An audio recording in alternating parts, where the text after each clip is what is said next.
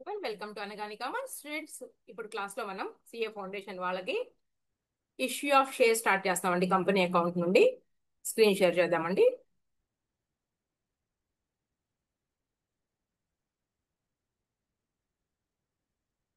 Okay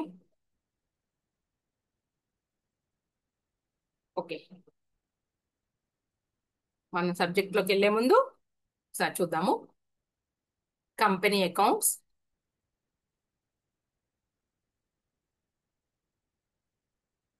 issue of shares.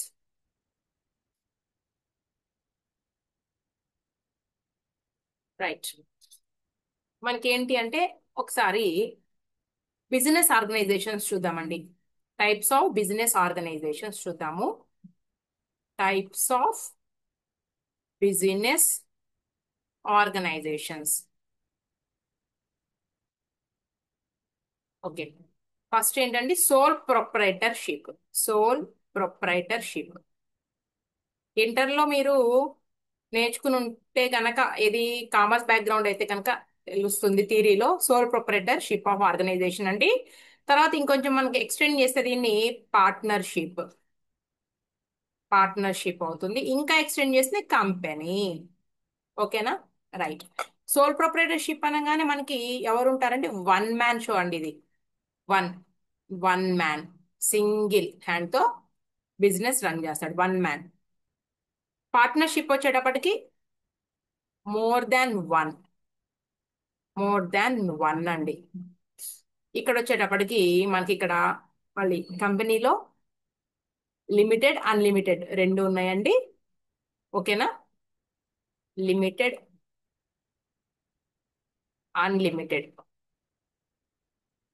మన కంపెనీని బట్టి మనం డివైడ్ చేస్తాం అనమాట.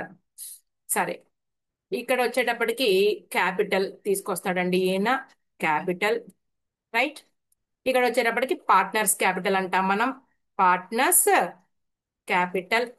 ఇక్కడ వచ్చేటప్పటికి షేర్ క్యాపిటల్ అంటారండి. Share capital. అర్థమవుతుందండి? సోల్ ప్రొప్రైటర్షిప్ అంటే సోలో అంటే సింగిల్ గా బిజినెస్ స్టార్ట్ చేసి క్యాపిటల్ ఇంట్రడ్యూస్ చేసుకుంటాడండి. ఎక్కడైనా సరే ఈ మూడు సిచ్యుయేషన్స్ లో కూడా అనేది క్యాపిటలే, మూలధనము. పార్ట్నర్షిప్ వచ్చేటప్పటికి పార్ట్నర్స్ క్యాపిటల్ అంటామండి. కంపెనీ వచ్చేటప్పటికి షేర్ క్యాపిటల్ అంటాం. ఓకేనా? Capital, partners capital, share capital. అసలు ఏంటి ఇదంతా అంటే, ఏ బిజినెస్ ఆర్గనైజేషన్ రన్ చేయాలన్నా కానీ డబ్బులు కావాలి, అవునా? ఆ అమౌంట్ ని ఏమంటున్నారంటే ఇక్కడ క్యాపిటల్. ఓకే. అయితే ఇక్కడేమో ఎవరైతే ఈ వన్ మ్యాన్ షో అన్నాం కదండి, ఈయన సమకూర్చుకుంటాడు. నెక్స్ట్ పార్ట్నర్షిప్ లో పార్ట్నర్స్ సమకూర్చుకుంటారండి. మరి కంపెనీకి వచ్చేటప్పటికి ఎక్కడి నుంచో తీసుకుంటారు అనే దాని గురించి ఇక్కడ మాట్లాడుతున్నాం. ఓకే,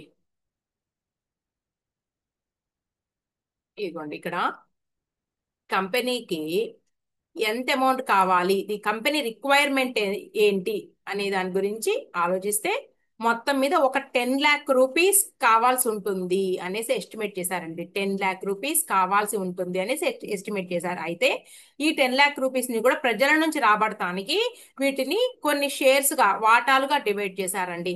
సపోజ్ అనుకుందాం 10,000 తీసుకుందామండి. 10,000 షేర్స్, వాటాలు, పార్ట్స్ పోని 10,000 పార్టులుగా డివైడ్ చేశారండి. ఆ 10 lakh rupees ని 10,000 పార్టులుగా అంటే 10,000 షేర్స్, భాగాలు, వాటాలుగా డివైడ్ చేశారు. At the rate of rupees ఎంతంటేనండి 100 ఈచ్. ఒక్కొక్క షేర్ ఖరీదు వచ్చేటప్పటికి 100 రూపాయలండి. అప్పుడు నీకు 10,000 షేర్స్ ఇంటూ రూపీస్ 100. మనం 10 lakhs కి మన రిక్వైర్మెంట్ ఏదైతే ఉందో 10 lakhs కి రీచ్ అయ్యామా లేదా? అర్థమైందండి ఇక్కడ విషయం మీకు? ఓకేనా? కంపెనీ క్యాపిటల్ ఏమంటారండి? షేర్ క్యాపిటల్ అంటారు. ఈ 10 lakh rupees ని ఏమంటారు అంటే షేర్ క్యాపిటల్. ఇది ఎక్కడి నుంచి రాబట్టుకుంటుందండి? జనాల నుంచి రాబట్టుకుంటుంది.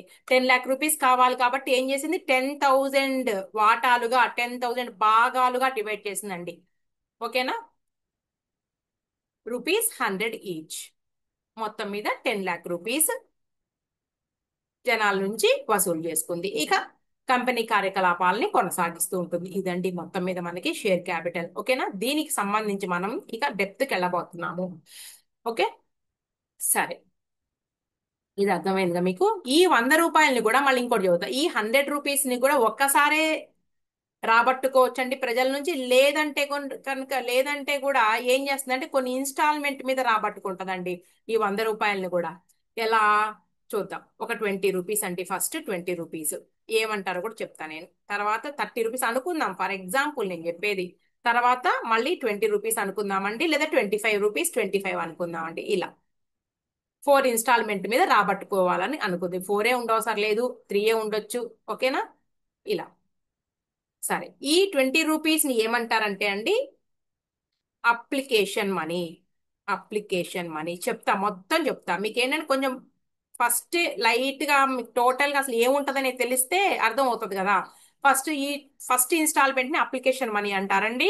ఈ నెక్స్ట్ రెండో ఇన్స్టాల్మెంట్ ఏదైతే ఉంది 30 రూపీస్ ని ఏమంటారండి, అలాట్మెంట్ మనీ అంటారండి. అలాట్మెంట్ మనీ అంటారండి.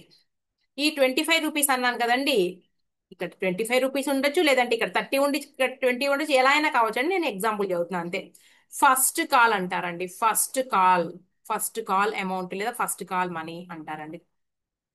ఈ 25 రూపీస్ లాస్ట్ ఏదైతే ఉందో సెకండ్ అండ్ ఫైనల్ కాల్ అంటారు. Second and final call general గా ఇలా జరుగుతూ ఉంటుంది. Second and final call money అంటారు.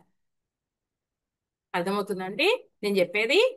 టోటల్ గా మనం ఏంటి, అసలు మన చాప్టర్ పేరు ఏంటండి, కంపెనీ అకౌంట్స్ నుండి ఇష్యూ ఆఫ్ షేర్స్ అండి. ఇష్యూ ఆఫ్ షేర్స్ అంటే వాటాల జారీ తెలుగులో. ఎవరికి జారీ చేస్తుందండి? జనాల నుంచి, ప్రజల నుంచి క్యాపిటల్ అంటే కంపెనీ రిక్వైర్మెంట్ ఎంతైతే ఉందో దాన్ని అంచనా వేసుకుని అంత అమౌంట్ ని, అంటే ఏంటి ఇక్కడ ఈ one man shop sole proprietorship లో అసలు ఎవరు పార్ట్నర్స్ లేరండి, ఒక్కడే క్యాపిటల్ అనేది తీసుకొస్తాడు. ఇక్కడ పార్ట్నర్షిప్ లో అయితే మనకు తెలుసండి, బ్యాంకింగ్ బిజినెస్ అయితే ఎలా ఉంటది, అదర్ బిజినెస్ అయితే ఎలా ఉంటది అనేసి మనం మొత్తం కూడా నేర్చుకున్నాము. మోర్ దాన్ వన్ అండి, ఇక్కడ ఒకళ్ళు కాకుండా ఒకళ్ళకన్నా మించి ఉంటే పార్ట్నర్షిప్ అంటారు. ఆ పార్ట్నర్స్ ఎవరైతే ఉన్నారో ఒక నలుగురు అనుకుందాం మనం, ఆ నలుగురు కూడా క్యాపిటల్ కాంట్రిబ్యూషన్ చేస్తారు అనుకుందాం. తర్వాత కంపెనీ వచ్చేటప్పటికి ఇక్కడ దీన్ని షేర్ క్యాపిటల్ అంటారండి. షేర్ క్యాపిటల్ దీన్ని ఎలా సమకూర్చుకుంటారు అంటే, ఎలా ఎక్వైర్ చేసుకుంటారు అంటే, సపోజ్ కంపెనీ రిక్వైర్మెంట్స్ ఏవైతే ఉన్నాయో 10 lakh రూపీస్ కావాలని అనుకున్నారండి కంపెనీ అవసరాలకు అనుగుణంగా. ఈ 10 lakh రూపీస్ ని ఏమంటారు, షేర్ క్యాపిటల్. ఇది ఎలా వసూలు చేస్తారండి అంటే కొన్ని భాగాలుగా విడగొట్టారండి దీన్ని. 10,000 షేర్స్ అనుకుందాము. సపోజ్ ఎగ్జాంపుల్ చదువుతున్నాను, నెంబర్ మారొచ్చు. At the rate of rupees 100, ఒక్కొక్క షేర్ వాల్యూ 100 రూపాయలు పెట్టారండి. ఓకేనా? So 10 lakh rupees. ఓకే, ఈ 100 రూపాయలు ఎలా రాబట్టుకుంటున్నారు అంటే, మళ్ళీ ఈ 100 రూపాయలని కూడా ఇన్స్టాల్మెంట్ బేస్ మీద అండి. అర్థం చేసుకోండి, ఈ ప్రైస్ ఏదైతే ఉందో ఈ 100 రూపాయలని 20 రూపాయలు, 30 రూపాయలు, 25, 25 ఇన్ని వాయిదాల్లో సమకూర్చుకోవాలని డిసైడ్ అయ్యారు. అయితే ఈ 20 రూపాయలని, ఫస్ట్ 20 రూపాయలని అప్లికేషన్ మనీ, 30 రూపీస్ ని అలాట్మెంట్ మనీ, థర్డ్ వచ్చేటప్పటికి ఫస్ట్ కాల్ మనీ, తర్వాత వచ్చేటప్పటికి second and final call money. ఈ టర్మ్స్ అన్ని గుర్తుపెట్టుకోండి. అర్థమవుతుందండి? క్లియరా?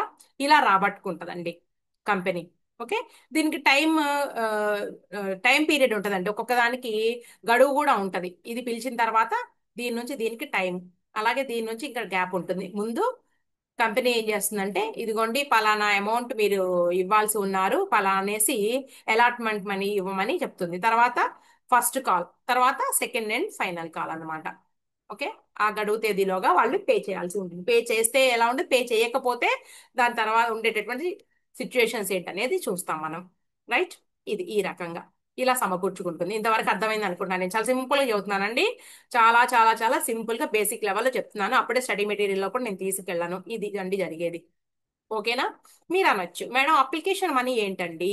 సపోజ్ చెప్తానండి. ఇప్పుడు మనం ఒక కాలేజీలో చేరుతున్నాం. జనరల్ గా మనం ఈ చైతన్య కాలేజ్, శ్రీ చైతన్య కాలేజెస్ ఇవన్నీ మనం చూస్తున్నాం కదండి. కార్పొరేట్ కాలేజెస్ లో మనం అప్లికేషన్స్ కొనుక్కుంటాం. అప్లికేషన్ కాస్ట్ ఉంటుందండి. అప్లికేషన్ కాస్ట్ ఉంటుంది కదండి. 1000, 2000 అని, 1000, 2000 ఎంతో ఉంటుందిగా. ఓకేనా? అప్లికేషన్ మనీని వసూలు చేస్తారండి. అంటే ఏమనుకుంది కాలేజు, టోటల్ గా ఒక్కొక్క స్టూడెంట్ నుంచి ఇంత అమౌంట్, ఒక 50,000 రూపీస్ ఒక స్టూడెంట్ నుంచి inter first and second year కోర్సులకు గాను తీసుకోవాలనుకుందండి. ఫస్ట్ అండ్ సెకండ్ ఇయర్ కోర్సులకి 50,000 ఒక్కొక్క స్టూడెంట్ నుంచి కలెక్ట్ చేద్దాం అనుకుంది. అయితే ఈ 50,000 లో ముందుగా ఒక 1,000 రూపీస్ ని అప్లికేషన్ మీద కలెక్ట్ చేసేస్తుందండి. అప్లికేషన్ మీద కలెక్ట్ చేస్తుంది. మరి ఎన్ని సీట్లు ఉన్నాయి? అంటే ఉన్నాయండి. ఒక 500 సీట్లు ఉన్నాయండి. మొత్తం 500 సీట్లు అంటే షేర్స్, ఒక రకంగా చెప్పాలంటే 500 సీట్లు ఉన్నాయండి. 500 సీట్లకు గాను మరి అప్లికేషన్లు ఎన్ని జనాలకి మరి ఎన్ని కొనుక్కోమని పంపించిందంటే ఎన్నైనా ఉండొచ్చు అండి. అంటే 500 అప్లికేషన్లే వస్తాయని లేదండి. 500 అప్లికేషన్లే 500 సీట్లకు గాను వస్తాయని ఏం లేదు. 500కు గాను ఎన్నైనా రావచ్చు. 5,000 అప్లికేషన్లు కూడా రావచ్చు. అవునా? కానీ 500 సీట్లు మాత్రమే అలాట్ చేస్తారట. అర్థమైందండి? నేనేం చెబుతున్నాను? మొత్తం 5,000 అప్లికేషన్స్ ని జనాలు ఏం చేశారు? 5,000 మంది అప్లై చేశారండి. 5,000 అప్లై చేసింది ఎంతమంది? అప్లై చేసింది 5,000 అప్లికేషన్లు వచ్చినాయి. 5,000 అప్లికేషన్లు కాలేజీకి వచ్చినాయండి. 5,000 అప్లికేషన్లు. క్లియరా? ఉంది ఎన్ని అంటే 500 సీట్లు ఉన్నాయి అనుకుందాం సపోజ్. సరే, ఈ అప్లికేషన్లకు కూడా ఒక కాస్ట్ పెట్టారండి. అది ఏంటి అంటే అప్లికేషన్ కాస్ట్. ఒక్కొక్క అప్లికేషన్ వచ్చేటప్పటికి 1,000 రూపాయలు. అంటే ఈ 50,000 రూపాయల్లో ఒక 1,000 రూపాయలు అప్లికేషన్ కాస్ట్ పెట్టి రాబట్టేసుకుంటున్నారు. అప్లికేషన్ తో పాటు పే చేసేటటువంటి అమౌంట్ ఏదైతే ఉందో దాన్ని అప్లికేషన్ మనీ అంటారు. అర్థమైందే అనుకుంటున్నాను నేను. క్లియర్? రైట్. అలా అన్నమాట అప్లికేషన్ మనీ. తర్వాత ఏం చేస్తుంది కంపెనీ? సరే, నేను ఎన్ని ఉన్నాయండి? 500 సీట్లు ఉన్నాయండి. 500 సీట్లే అలాట్ చేయగలుగుతాను అనేసి మార్కులు ఎక్కువ ఎవరెవరికి ఏదో వచ్చినాయో వాళ్ళని సెలెక్ట్ చేసుకుందండి. సెలెక్ట్ చేసుకుని, సరే బాబు మీరు వచ్చేటప్పుడు అడ్మిషన్ ఫీజు అనేసి పే చేయండి. మీకు సీటు కేటాయిస్తున్నాము, మీకు సీట్ అలాట్ చేస్తున్నాము పలానా స్టూడెంట్స్ కి. మీరు అడ్మిషన్ ఫీజు పే చేయండి అని చెప్పిందండి. ఆ అడ్మిషన్ ఫీజు కూడా చెప్పింది. ఒక్కొక్కడు తీసుకురండి రా బాబు, ఒక 20,000 రూపాయలు. లేదంటే ఆల్రెడీ అప్లికేషన్ మీద 1,000 రూపాయలు పే చేశారు కాబట్టి 19,000 రూపాయలు తీసుకురండి అని చెప్పిందండి. అలాట్మెంట్ మనీ అండి. అర్థమవుతుందా? ఫస్ట్ ఏంటండి? అప్లికేషన్స్ అండి. మొత్తం మీద 5,000 అప్లికేషన్స్ వచ్చినాయండి. కాలేజీకి, సంస్థకి 5,000 అప్లికేషన్స్ వచ్చినాయండి. ఈ అప్లికేషన్ కాస్ట్ వచ్చేటప్పటికి 1,000 రూపాయలు అండి. ఇదిగోండి, రూపీస్ 1,000 రూపాయలు. అప్లికేషన్ 5,000. మొత్తం మీద కాలేజీకి 5,000 అప్లికేషన్ల మీద ఒక్కొక్క అప్లికేషన్ కి 1,000 రూపాయలు డబ్బులు వచ్చినాయండి. ఓకే, అర్థమవుతుందా? అయితే నెక్స్ట్ ఏమైంది అంటే 500 సీట్లే ఉన్నాయి కాబట్టి మంచి మెరిట్ స్టూడెంట్స్ తీసుకుని 500 మందికి అలాట్ చేసిందండి. అలాట్మెంట్ ఫీజు అంటే అడ్మిషన్ ఫీజు చెప్పిందండి. అడ్మిట్ అయ్యేటప్పుడు ఇదిగోండి 19,000 పే చేయండి ఒక్కొక్కళ్ళు అనేసి. క్లియరా? అర్థమైంది అనుకుంటున్నాను. దాన్ని అలాట్మెంట్ మనీ అంటాము. అంతే. తర్వాత మళ్ళీ కొన్ని రోజుల తర్వాత కొంత గడువిచ్చినాక ఏమైందంటే క్వార్టర్లీ ఎగ్జామ్స్ ముందు, అరే బాబు ఒక్కొక్కడు కూడా మిగిలిన ఇంకెంత రిమైన్ అమౌంట్ మొత్తం 50,000 రూపీస్ అంటే 20,000 పోతే ఇంకా 30,000 రూపాయలు రావాల్సి ఉన్నాయి. సో ఏం చేసిందంటే కంపెనీ, సరే మొత్తం 30,000లో ఒక 50,000 గా డివైడ్ చేసుకుని 10, అసలైతే యాక్చువల్ గా మొత్తం కట్టేయమంటారండి. నేను ఎగ్జాంపుల్ కోసం చెప్తున్నాను. 15,000 రూపాయలు అనేసి డివైడ్ చేసి, సరే క్వార్టర్లీ పరీక్షలకు ముందేమో ఈ అమౌంట్ రాబట్టుకోవడానికి జనాలకి కాల్ చేసింది. ఎవరైతే పేరెంట్స్ ఉన్నారో వాళ్ళకి. ఓకేనా? ఇక్కడ మనం ఏమంటున్నాం అంటే దాన్ని ఫస్ట్ కాల్ అంటున్నామండి. First call. తర్వాత మళ్ళీ హాఫ్ ఇయర్లీ ఎగ్జామ్స్ కి ముందో లేదంటే ఫైనల్ ఎగ్జామ్స్ కి ముందో నువ్వు ఈ రిమైనింగ్ అమౌంట్ 15,000 రూపీస్ లాస్ట్ అంటే సెకండ్, ఇక్కడ ఏమంటున్నాం అంటే మనం సెకండ్ అండ్ ఫైనల్ కాల్ అంటున్నాం. ఈ అమౌంట్ నువ్వు పే చేయకపోతే నేను నిన్ను పరీక్షలు పంపించి నీకు హాల్ టికెట్ ఇవ్వను అంతే. క్లియరా? అర్థమవుతుంది? ఎన్ని చెప్పాను నేను ఇప్పుడు మీకు? ఎన్ని చెప్పానండి? అప్లికేషన్ మనీ 5,000 అప్లికేషన్ల మీద ఒక్కొక్క అప్లికేషన్ కి 1,000 రూపాయల చొప్పున కంపెనీ అంటే కాలేజ్ అమౌంట్ వసూలు చేసుకుందండి. 5,000 ఇంటూ 1,000 రూపాయలు. సరే, ఇదంతా తర్వాత చూద్దాంలే మనం. మొత్తం మీద ఈ 50,000 రూపీస్ ని ఇన్ని రకాలుగా రాబట్టుకుంది. ఒకటి అప్లికేషన్ మనీ, రెండు అలాట్మెంట్, తర్వాత వచ్చేటప్పటికి ఫస్ట్ కాల్, మూడు అదేంటి క్వార్టర్లీ ఎగ్జామ్స్ కి ముందు, తర్వాత ఫైనల్ ఎగ్జామ్స్ ముందు హాల్ టికెట్ ముందండి. ఇక్కడ నేను first and second year fee పెట్టాను కదండి. ఇది ఫస్ట్ ఇయర్ అనుకుందామండి. ఎందుకంటే ఫస్ట్ ఇయర్ అనుకుందాం, ఇంటర్ ఫస్ట్ ఇయర్ అనుకుందాం. ఇలా జరిగిందిగా స్టోరీ. అలాగే ఇక్కడ కూడా ఒక సంస్థ, ఒక కంపెనీ ఏం చేసింది అంటే 10 lakh రూపీస్ కావాలి, 10 lakh రూపీస్ కావాలి కావాలి అన్నప్పుడు 10,000 షేర్స్ గా డివైడ్ చేసిందండి. ఒక్కొక్క షేరు 100 రూపీస్. ఆ 100 రూపీస్ ని 20 రూపాయలు, 30 రూపాయలు, 25 రూపాయలు, 25 రూపాయలుగా డివైడ్ చేసి, 20 రూపాయలు ఏంటి అప్లికేషన్ కొనుక్కుంటారు కదండి జనాలు, ఆ అప్లికేషన్ కాస్ట్ 20 రూపాయలు పెట్టిందండి. ఓకేనా? షేర్స్ ఎన్నండి? మొత్తం షేర్స్ 10,000 షేర్స్ అండి. ఇష్యూ చేసిన షేర్స్ 10,000 షేర్స్. అయితే అప్లికేషన్స్ 10,000 రావచ్చు, లేదంటే 12,000 రావచ్చు. అసలు ఆ కంపెనీకి సరిగా డిమాండ్ లేదని కానీ ఏదైనా కానీ 9,000 కూడా రావచ్చు. అర్థమవుతుందా? బాగా గుర్తుపెట్టుకోండి, సబ్జెక్టులకు వెళ్ళిపోతున్నాం మనం. ఈ ఇన్స్టాల్మెంట్ ఏదైతే ఉందో పర్ షేర్ వచ్చేటప్పటికి 100 రూపీస్. ఆ ఇన్స్టాల్మెంట్ ఏదైతే ఉందో application money, allotment money, first call and second and final call అంటారు. క్లియర్? మొత్తం మీద ఎన్ని షేర్స్ అండి ఇష్యూ చేయబోతుంది కంపెనీ? 10,000 షేర్స్ కి అప్లై చేసుకోమని చెప్పిందండి. 10,000 షేర్స్ కి అప్లికేషన్ పెట్టుకోమని అప్లికేషన్లు పంపించిందండి. 10,000 షేర్లకి అప్లికేషన్ చాలా పంపించింది. అయితే జనాలు ఏం చేశారు, ఎంతకు అప్లై చేశారంటే పేపర్లో ప్రకటన ఇస్తుంది అనమాట. ఒక ప్రాస్పెక్టస్ ఇష్యూ చేస్తుందండి. ప్రాస్పెక్టస్ ఎలా తెలియజేస్తుంది అంటే ప్రాస్పెక్టస్ ఇష్యూ చేస్తుంది. మనకి ఇక్కడ కాలేజీలో సీట్లు ఉన్నాయి, పలానా కోర్సు పలానా డేట్ నుంచి స్టార్ట్ అవుతుంది అనేది కూడా వాళ్ళు ప్రాస్పెక్టస్ కాలేజీలో అయినా సరే సంస్థలు ప్రాస్పెక్టస్ ఇష్యూ చేస్తారు. ఇక్కడ కూడా ప్రాస్పెక్టస్ ఇష్యూ చేసిందండి. దాని ప్రకారంగా ప్రజలు అప్లై చేసుకున్నారండి. మరి అప్లై చేసుకున్నప్పుడు ఎన్ని అప్లికేషన్లు వచ్చినాయి అనేది ఇక్కడ మ్యాటర్. రైట్, వచ్చేసాం సబ్జెక్ట్ లోకి. దాన్ని ఏమంటారంటే ఇక్కడ సబ్స్క్రిప్షన్ అంటారండి. సబ్స్క్రిప్షన్ అలా అప్లై చేసుకున్న దాన్ని ఇదిగోండి. సబ్స్క్రిప్షన్ అంటే చూడండి ఇక్కడ ఫుల్ సబ్స్క్రిప్షన్ ఒకటి. ఫుల్ సబ్స్క్రిప్షన్ చెప్తానండి. సబ్స్క్రిప్షన్ అంటే ఏంటో, సబ్స్క్రైబ్డ్ క్యాపిటల్ అంటే ఏంటో, అలాగే paid up capital, authorised capital, called up capital, uncalled capital. Okay, ఇవన్నీ చదువుతా. ఫుల్ సబ్స్క్రిప్షన్ తర్వాత వచ్చేటప్పటికి నీకు ఓవర్ సబ్స్క్రిప్షన్, తర్వాత వచ్చేటప్పటికి అండర్ సబ్స్క్రిప్షన్. అసలు ఏముంటది అనేది తెలియకపోతే తలకాయ బద్దలు కొట్టుకుంటారు కదా, అందుకని చదువుతున్నా. డెప్త్కి వెళ్ళిపోయాను అనుకోవద్దు, అసలు ఏముంటుందో తెలియాలిగా. ఇది full subscription, over subscription, under subscription అండి. అసలు సబ్స్క్రిప్షన్ అంటే ఏంటో చెబుతా. Okay, right. అంటే ఇక్కడ నీకు 10,000 షేర్సే కదా ఉంది, 10,000ఏగా. అయితే అప్లికేషన్స్ 10,000కి 10,000 వస్తేనేమో ఫుల్ సబ్స్క్రిప్షన్. ఓవర్ సబ్స్క్రిప్షన్ అంటే 10,000కి 12,000 అప్లికేషన్లు వస్తేనే ఓవర్. అండర్ సబ్స్క్రిప్షన్ అంటేనేమో 9,000 వస్తే. అవుతుందా, అర్థమవుతుందా? అదే ఇక్కడ కూడా 500 సీట్లు ఉన్నాయి అని చెప్పినప్పుడు, ఇదిగోండి 500 సీట్లు ఉన్నాయి అని చెప్పినప్పుడు, రైట్, 500కు గాను 500 వస్తే దీన్నే ఫుల్గా వచ్చినట్టు. లేదు 600 వస్తే ఓవర్ సబ్స్క్రిప్షన్. లేదండి 450 వచ్చింది అంటే అండర్ సబ్స్క్రిప్షన్ అని చెప్పాను కదా. ఫుల్ సబ్స్క్రిప్షన్, ఓవర్ సబ్స్క్రిప్షన్ అంటారు.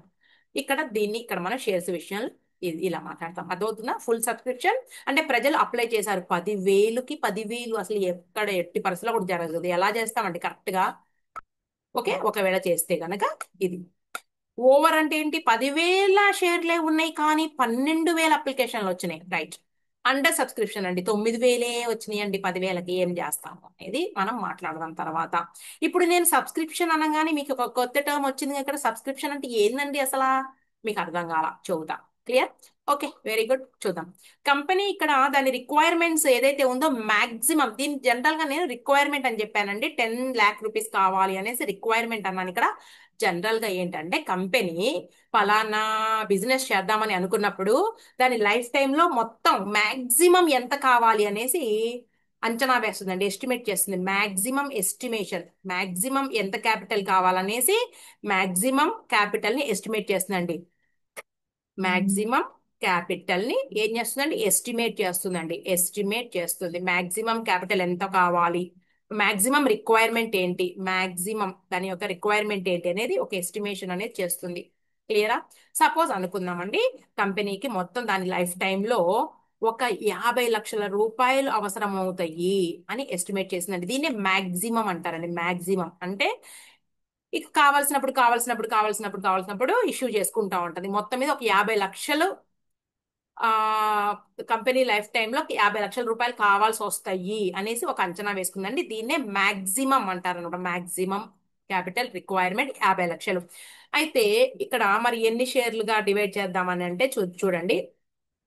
50,000 shares, 50,000 shares at the rate of rupees ఎంతండి? 100ఏనా? 100. ఓకే, అర్థమవుతుందండి? అర్థమైందా? 100. దీన్ని ఏమంటారంటే దీన్ని ఏమంటారంటే ఆథరైజ్డ్ షేర్ క్యాపిటల్ అంటారండి. ఏదైతే మ్యాక్సిమం ఏదైతే ఉందో దాన్ని, ఇదిగోండి authorised, authorised share capital. Authorised share capital ఎంతండి? 50 lakh రూపీస్ అండి. క్లియరా? ఇదిగోండి ఇక్కడ రాద్దాం. ఆథరైజ్డ్ షేర్ క్యాపిటల్ ఇక్కడ రాద్దాం. ఇదిగోండి 50 lakh రూపీస్. అంటే ఇంతకు మించి కంపెనీ ఇష్యూ చేయకూడదు. రైట్. సరే, మొత్తం మీద ఒకేసారి ఎలా ఇష్యూ చేస్తుందండి? ఎంత కావాలో కొంచెం కొంచెం కొంచెం కొంచెం తీసుకుంటుందండి కంపెనీ జనాల నుంచి. సో దాన్ని ఏమంటారంటే, రెండోది ఇష్యూడ్. ఇలా గీతలు గీసేయండి. Issued share capital. సరే, ఎంత ఇష్యూ చేసిందండి? ఒక సర్టెన్ టైంలో 10,000 షేర్స్ చాలే, 10,000 షేర్స్ ఇష్యూ చేద్దాము, తర్వాత సంగతి తర్వాత. ఎట్ ద రూపీస్ 10, హండ్రెడా మనకి? 100 రూపీస్ అంటే ఎంతండి? నీకు 10 lakh రూపీస్. ప్రస్తుతానికి 10 లక్షల రూపాయలు చాలే అనుకుందండి. క్లియరా? Okay. 10,000 shares at the rate of rupees 100. దీన్ని ఏమంటారండి? Issued share capital. Authorised share capital అంటే ఇది ఏంటంటే మాక్సిమం అన్నమాట, maximum amount. Issued share capital అంటే ఏంటి? 50,000 షేరుల్లో పార్ట్ ఆఫ్ ది, దీన్ని ఏమంటారంటే ఇక్కడ రాద్దాం, లేదా a portion of the, a portion of the authorised share capital is called authorised. Authorised share capital is called issued share capital. చాలా simple అండి company accounts. Issued share capital అర్థమైందండి. ఇంకొక మాట, ఈ ఆథరైజ్డ్ షేర్ క్యాపిటల్ ని ఎక్కడ రాస్తారు అంటే మెమోరాండమ్ ఆఫ్ అసోసియేషన్, ఏదో థీరీ చదువుకున్న వాళ్ళకి తెలుస్తుందండి.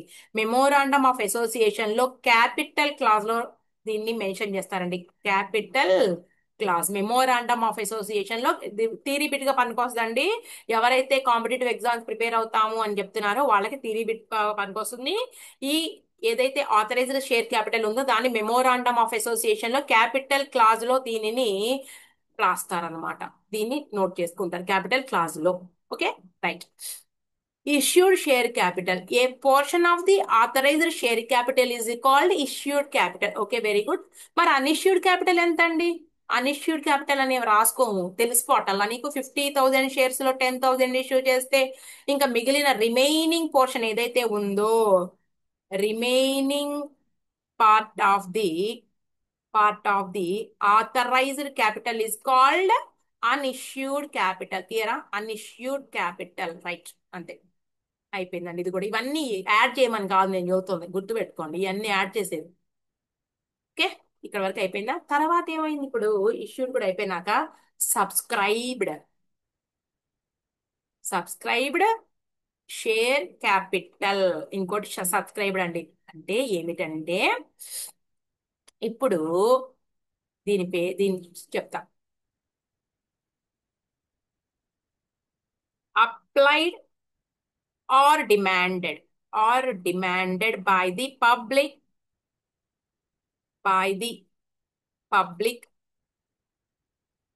and allotted by the company. దీని గురించి మాట్లాడదాం ఇప్పుడు. ఆగండి, ఇక్కడికి వచ్చాం మనం. ఎక్కడికి వచ్చాం? 10,000 షేర్స్. దీనికి సంబంధించి అప్లికేషన్లు వచ్చినాయి, 10,000 అప్లికేషన్లు వచ్చినాయండి. 10,000 అప్లికేషన్లు వస్తే, అప్లికేషన్స్ అండి, అప్లికేషన్లు 10,000 వచ్చినాయి, ఇక్కడ 12,000 వచ్చినాయి, ఇక్కడ 9,000 వచ్చినాయి అండి. ఓకేనా? అంటే applied by the public. Okay, 10,000 షేర్లు కాబట్టి కంపెనీ ఏం చేస్తుందండి? 10,000కి 10,000 కూడా జనాలకి అప్లై చేసినటువంటి 10,000 అప్లికేషన్లకి కూడా 10,000 షేర్లు కూడా అలాట్ చేసేస్తుంది. అలాట్మెంట్ కూడా ఎంత అండి? 10,000. ఎందుకు అంటే అప్లికేషన్లు ఎన్నో, మనకి ఇష్యూ షేర్స్ కూడా అన్ని ఉన్నాయి కాబట్టి చేయగలుగుతుంది. ఇక్కడ ఏమవుతుంది? ఓవర్ సబ్స్క్రిప్షన్ లో 12,000 అండి. అంటే మొత్తం చేయలేదు కదండి. ఇక్కడ కూడా ఎంత వరకు మాత్రమే చేయగలదు? 10,000గా ఉన్నాయి మనకి సీట్లు, 500 కదా, 10,000 చేయగలదు. దీన్ని ఏమంటారంటే మనకి applied by the public, allotment by the company. Applied by the public లేదా డిమాండెడ్ బై ది పబ్లిక్ ఎంత? 12,000 షేర్లు. కానీ కంపెనీ అలాట్ చేసింది ఎంత అండి? 10,000. ఇక్కడ వచ్చేటప్పటికి demanded by the public or applied by the public, allotted by the company ఎన్ని ఉన్నాయి? 9,000 వచ్చినాయి కదా, 10,000 ఇవ్వలేదు కదా, 9,000. ఇక్కడ షేర్స్ ఎంత అంటే, సబ్స్క్రిప్షన్ ఎంత అంటే, ఇక్కడ సబ్స్క్రైబ్డ్ షేర్స్ ఎంత అంటే 9,000 అండి, ఇక్కడ 10,000 అండి, ఇక్కడ కూడా 10,000. అర్థమైంది అనుకుంటున్నా నేను. అంటే ఏంటి? అప్లికేషన్స్ ఎన్నైతే వచ్చినాయో అంటే demanded or applied by the public, public apply చేసినటువంటి షేర్లు ఏవైతే అప్లికేషన్లు ఉన్నాయో వాటికి సంబంధించి కంపెనీ ఏదైతే అలాట్ చేసిందో దాన్ని ఏమంటారు అంటే సబ్స్క్రైబ్డ్ షేర్స్ అంటారు. దాని గురించి ఇక్కడ రాసాం మనం. ఇదిగోండి, applied or demanded by the public and allotted by the company, దాన్నే సబ్స్క్రైబ్డ్ షేర్ క్యాపిటల్ అంటారు. సపోజ్ మనం అనుకుందామండి 10,000 shares at the rate of rupees 100, అంటే కంపెనీకి ఎంత డబ్బులు వస్తాయండి మొత్తం? ఇదిగోండి ఇంత వస్తాయని రాసుకున్నారంటే సబ్స్క్రైబ్డ్ షేర్ క్యాపిటల్ 10 లక్షలు, ఇంకా అమౌంట్ రాలా. ఇది రాసుకున్నారు. తర్వాత ఏమైంది మళ్ళీ? కాల్డప్ కాల్డప్ షేర్ క్యాపిటల్ అంతా ఉందండి ఇక్కడే మొత్తం. కాల్డప్ షేర్ క్యాపిటల్ అంటే మనకు తెలియాలి కదా, చూద్దా. సరే ముందు రండి.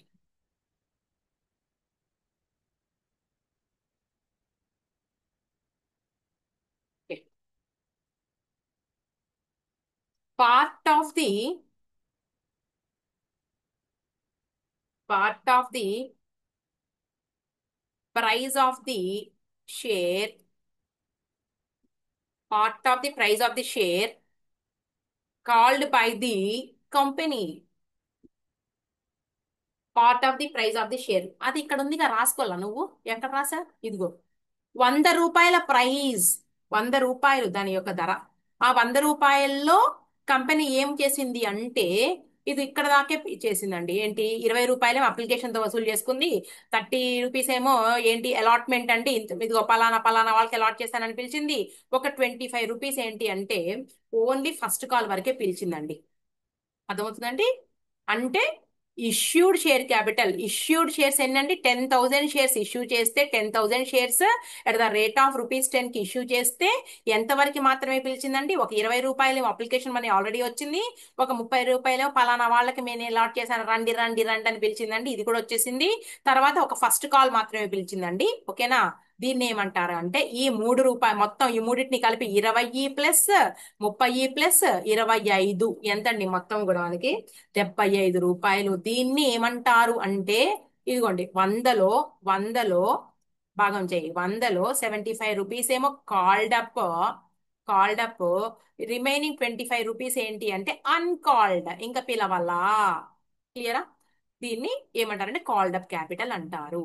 అంటే ఇష్యూ ప్రైస్ ఏదైతే ఉందో దీన్ని ఏమంటారంటే ఇష్యూ ప్రైస్. ఈ 100 రూపాయలు ఇష్యూ ప్రైస్ లో కంపెనీ కాల్డ్ అప్ ఎంతైతే చేసిందో దాన్ని కాల్డ్ అప్ క్యాపిటల్ అంటారు. అంటే 10,000 షేర్స్ ఇంటూ రూపీస్ 75 అంటే నీకు 7,50,000 కాదా, 75,000. ఓన్లీ 75,000 రూపీస్ మాత్రమే వసూలు చేసుకుంది. అంతేనండి. మొత్తం మనకు కావాల్సింది ఎంత? మనకి ఇక్కడ మన సమ్లో 10 lakh రూపీసా? 10 lakh రూపీస్ లో నీకు 7,10,000 ఇంటూ అంటే 7,50,000 రూపీస్ అండి. 7,50,000 రూపాయలు మాత్రమే కాల్డ్ అప్ చేసింది. ఇంకా రిమైనింగ్ ఎంత రావాలి? 2,50,000 రూపీస్ రావాలి. అంటే ఇష్యూ ప్రైస్ లో part of the issue price ఏదైతే ఉందో దాన్ని కాల్డ్ అప్ క్యాపిటల్ అంటే, కంపెనీ ఎంత పిలిచిందో దాన్ని కాల్డ్ అప్ క్యాపిటల్ అంటారు. కంపెనీ ఇంకెంత అమౌంట్, ఎంత పోర్షన్ అయితే పిలవలేదో దాన్ని అన్కాల్డ్ క్యాపిటల్ అంటారు. ఫ్యూచర్ లో పిలుస్తుందండి, ఇప్పుడు పిలవదు, అవసరం లేదండి డబ్బులు కంపెనీకి. సో కొంత ఇన్స్టాల్మెంట్ రాబట్టుకుంది. కాల్డ్ అప్ షేర్ క్యాపిటల్ అర్థమైందండి. Part of the price of the issue లేదా part of the issue price. ఇదిగో ఇలా రాసుకోండి. Part of the issue price which is which is which is decided to called up by the company. ఎంతైతే issue price లో ఎంత amount అయితే company పిలవాలనుకుందో దానినే ఏమంటారు అంటే కాల్డ్ అప్ క్యాపిటల్ అంటారు. అంటే నీకు 10,000 షేర్స్ అండి, రూపీస్ 75 కాడికే పిలవాలనుకుంది దానిని. ఇదిగోండి 7,50,000 రూపాయలు. అర్థమైందండి? అన్కాల్డ్ క్యాపిటల్ ఏదైతే ఉందో దాన్ని ఏమి చూపించాల్సిన అవసరం లేదండి. అది ఎప్పుడైతే పిలిచారో అప్పుడు కలుస్తుంది. రైట్? అయితే ఇక్కడ కాల్డ్ అప్ క్యాపిటల్ లో కూడా కొంతమంది ఉంటారండి, భలే భలే మేధావులు ఉంటారు. ఇప్పుడు మనకుంటారండి 500 సీట్లు కాలేజీ వాళ్ళు అలాట్ చేసినా కూడా కొంతమంది ఏం చేస్తారంటే, అప్పటికి కూడా చెప్తుందండి కాలేజ్ ఏమని, అయ్యా బాబు నీకు ఎక్కడుందండి మనది కాలేజ్ లెక్క? ఏది కాలేజ్ ఇదేనా? ఓకే. ఫస్ట్ కాల్ అంటే ఇదిగోండి 30,000 రూపాయలు కట్టాలి. ఇదిగో నీకు సీట్లు ఇచ్చినప్పుడు 500 సీట్లు ఏవైతే ఉన్నాయి ఇచ్చినప్పుడు ఇవ్వగానే అప్లికేషన్ తో పాటు 19,000 వసూలు చేసుకున్నాము. అలాగే అడ్మిషన్ ఫీజు వచ్చేటప్పటికి ఎంతండి? 19,000ను అడ్మిషన్ ఫీజు ఎంత? సారీ, అప్లికేషన్ కాస్ట్ 1,000 రూపాయలును అడ్మిషన్ ఫీజు 19,000, మొత్తం 20,000 రాబట్టుకున్నాము. ఇంకో రిమైనింగ్ 30,000 రూపాయలు ఉంది. ఈ 30,000 రూపాయల్ని 2 వాయిదాల్లో ఇవ్వండి అనేసి ఫస్ట్ క్వార్టర్లీ పరీక్షలకు ముందు మీరు పే చేయండి అని చెప్పారండి. అయితే అందరూ పే చేశారండి, ఎవరో ఒకళ్ళు మాత్రం పే చేయలేదు డబ్బులు లేక. ఓకే, అంటే అలాంటి వాళ్ళు కూడా ఉంటారు, చెప్తా. సో ఇప్పుడు మనం ఎక్కడ రాస్తున్నామండి? పోయింది. ఇక్కడ ఉన్నాం, ఎక్కడికి పోవాలా? Called up share capital 7,50,000 rupees. Next ఎప్పుడు వస్తుంది ఏంటి అంటే paid up capital, paid up share capital. నేను చెప్పలా క్వార్టర్లీ పరీక్షలకు ముందుకు కట్టండి అంటే 500 మంది స్టూడెంట్స్ 500 మంది కట్టాలా? ఒక 5గురు కట్టలేదండి. ఆ కట్టినటువంటి 500 సీట్లకు సంబంధించి 495 మందే పే చేశారండి. మీ అంటే దాన్ని ఏమంటారంటే పెయిడ్ అప్ అంటారండి. ఒక 5 మంది స్టూడెంట్స్ వాళ్ళ పేరెంట్స్ పే చేయలేదండి, దాన్ని అన్పెయిడ్ అంటారు. ఇంతే, ఏముందంట. ఇక్కడ కూడా అంతే. ఈ 10,000 షేర్లకు సంబంధించి 10,000 షేర్లకు మొత్తానికి వస్తేనేమో అది పెయిడ్ అప్ షేర్ క్యాపిటల్ అంటారండి. మొత్తానికి రాకుండా ఒక 500 షేర్లకు రాలా, 9,500కే వచ్చిందండి 75 రూపాయలు. అర్థమైందా? 9,700కే ఈ 10,000లో 9,500 రూపీస్కే మనం 9,500 షేర్లకే 75 రూపాయలు వసూలు చేసుకున్నామండి. దాన్ని ఏమంటారంటే పెయిడ్ అప్ అంటారండి.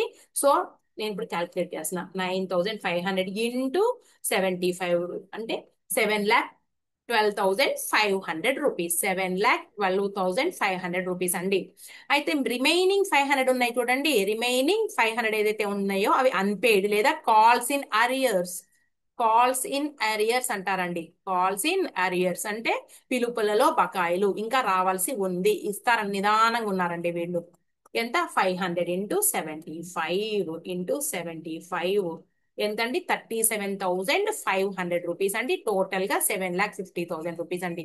అలాగే కాల్స్ ఇన్ అడ్వాన్స్ వాళ్ళు కూడా ఉంటారండి. వాళ్ళు ఏంటంటే కొంతమంది పాపం ఆ ముందే అలాట్మెంట్ మనీతో పాటే టోటల్ గా ఈ ఏది మనం ఇక్కడ ఇష్యూ ప్రైస్ ఏదండి? 100 రూపాయలు ఉంది కదండి ఇష్యూ ప్రైస్.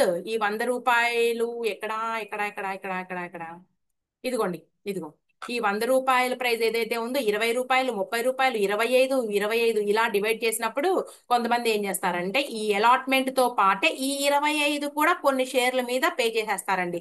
ఇది ఈ 30 రూపాయలు పే చేసేటప్పుడే కొంతమంది ఒక 500 షేర్లు లేదా 10 షేర్లు వాళ్ళు ఏం చేస్తారంటే మొత్తం 30 రూపాయలతో పాటు ఇంకొక 25 అంటే 55 రూపాయలు కూడా పే చేస్తారండి. దాన్ని ఏమంటారంటే కాల్స్ ఇన్ అడ్వాన్స్ అంటారు.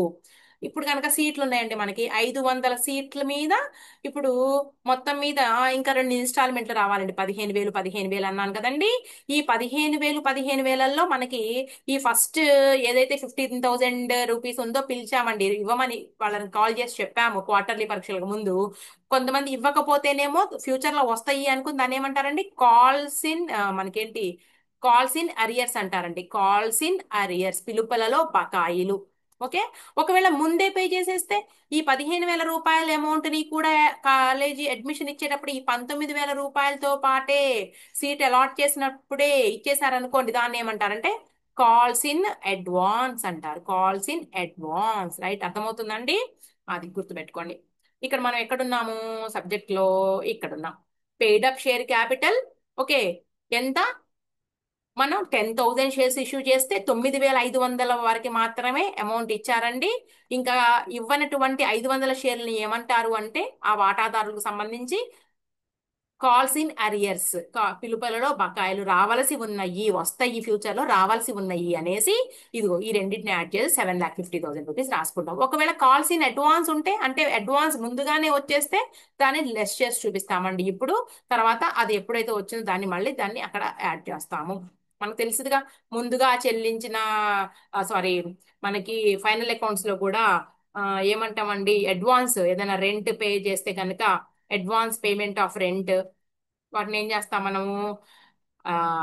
సర్టెన్ ఎక్స్పెండిచర్ లేదంటే సర్టెన్ ఇన్కమ్ లో నుంచి ఆ ముందుగా ఇన్కమ్ వస్తే కనుక లెస్ చేసి చూపించట్లేదండి. ఆ పీరియడ్ వచ్చేదాకా దాన్ని లయబిలిటీస్ లో అట్టి పెట్టినట్టే ఇక్కడ కూడా లెస్ చేసుకుని చూపిస్తాం అనమాట. ఇక్కడ వరకు అర్థం చేసుకోండి. Calls in arrears, calls in advance నేనైతే ఇక్కడ రాయటం లేదు. ఇలా క్లియరా? ఒక టోటల్ గా మెయిన్ పాయింట్స్ అంతా ఇలా చెప్పాం. ఇదిగోండి. ఓకే. ఏంటి ఫస్ట్, ఆథరైజ్డ్ షేర్ క్యాపిటల్ అంటే కంపెనీ మాక్సిమం రిక్వైర్మెంట్స్ ఏంటో అంచనా వేసుకుని మాక్సిమం క్యాపిటల్, ఇదిగోండి, మాక్సిమం క్యాపిటల్ తో నమోదవుతుంది అంటారు కదా కంపెనీ. ఇది 50,000 shares rupees 10 memorandum of association లో క్యాపిటల్ క్లాస్ లో మెన్షన్ చేస్తారు.